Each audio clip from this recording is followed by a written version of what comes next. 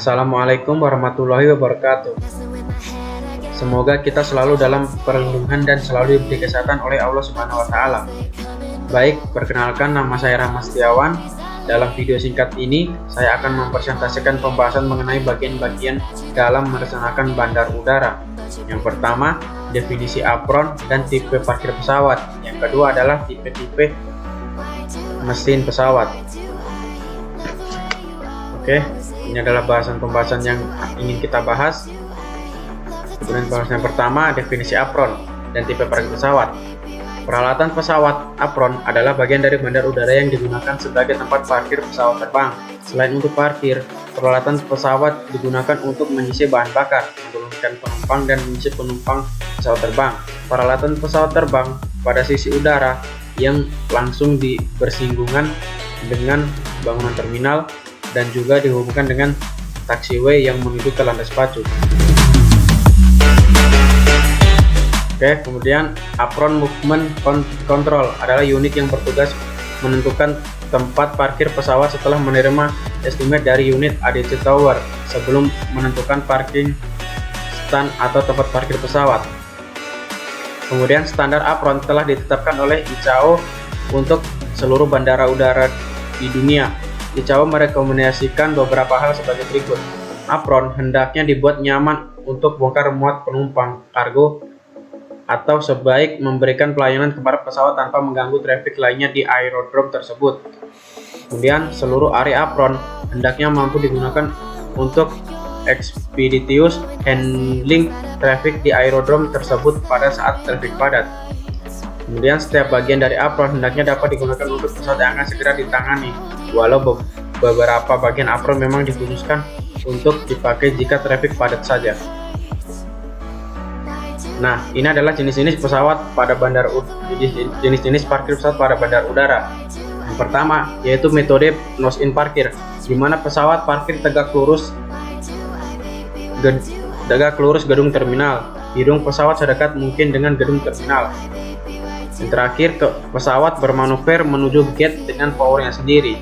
Jadi, namun saat meninggalkan gate, pesawat ditarik keluar terlebih dahulu sampai jarak tertentu baru menggunakan powernya sendiri. Metode ini memiliki keuntungan, yaitu membutuhkan area gate yang kecil, tingkat kebisingan rendah karena tidak ada gerakan belok. Kemudian kerugiannya adalah membutuhkan peralatan untuk menarik pesawat. Kemudian pintu pesawat bagian belakang relatif tidak dapat digunakan karena terlalu jauh dari gedung terminal. Metode yang kedua adalah angel nose-in.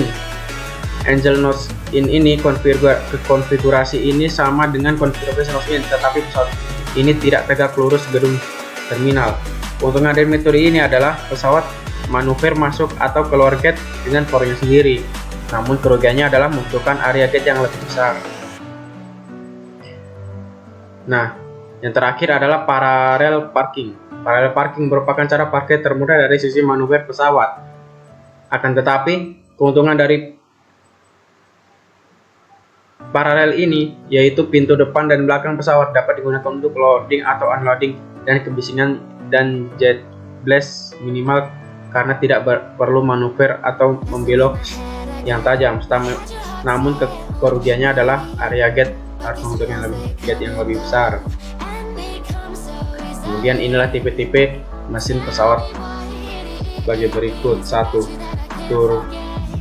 Turboprop engine. Ini adalah jenis mesin pesawat yang pertama. Pada awal perkembangan engine, umumnya pesawat komersil menggunakan sistem penggerak turbopropeller atau yang biasa disebut dengan turboprop. Jenis turboprop memiliki sistem tidak jauh berbeda dengan turbojet.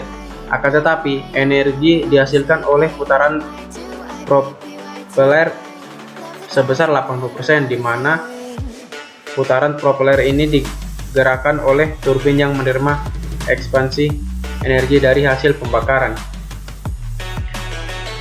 Kemudian baling-baling ini digabungkan ke turbin melalui gigi reduksi yang mengubah RPM tinggi, torsi output yang rendah untuk RPM rendah, torsi tinggi. Baling-baling itu sendiri biasanya dengan kecepatan konstan tipe serupa dengan yang digunakan oleh mesin pesawat yang lebih besar, reciprocating. Nah, ini adalah turbojet engine. Pengembangan mesin penggerak pesawat engine mengalami kemajuan sangat pesat dengan dikembangkan mesin jenis turbojet, di mana propeller yang berfungsi untuk mengisap udara dan menghasilkan daya dorong digantikan oleh kompresor bertekanan tinggi yang tertutup casing. Mesin menyatu dengan ruang bakar dan turbin engine. Bisa dilihat di sini gambar sebelah kiri, itu adalah turbojet engine serta bagian-bagiannya. Kemudian mesin turbojet adalah mesin yang paling sederhana, biasanya dipakai untuk pesawat berkecepatan tinggi. Contoh dari mesinnya adalah mesin Rolls-Royce Olympus 553 yang digunakan untuk pesawat Concorde. Jenisnya adalah mesin Marine Olympus yang memiliki kekuatan 24.000 HP. Nah, ini adalah turbofan engine. Turbofan adalah jenis engine yang termodern saat ini yang digabungkan teknologi turboprop dan turbojet. Mesin ini sebenarnya adalah sebuah mesin yang bypass, di mana sebagian dari udara dibalikkan dan disalurkan ke ruang pembakaran, sementara sisanya adalah dengan kepadatan rendah yang disalurkan sekeliling bagian luar pembakaran. Sekaligus udara tersebut berfungsi untuk mendinginkan engine. Mesin engine yang menggunakan tipe ini contohnya adalah mesin RB211 yang digunakan pada pesawat Boeing B747 yang digunakan pada pesawat DC-10 serta PW JT9D series. Oke, sekian pembahasan singkat dari saya mengenai bagian-bagian dalam perencanaan lapangan terbang. Lebih dan kurangnya saya mohon maaf. Saya akhiri. Wassalamualaikum warahmatullahi wabarakatuh.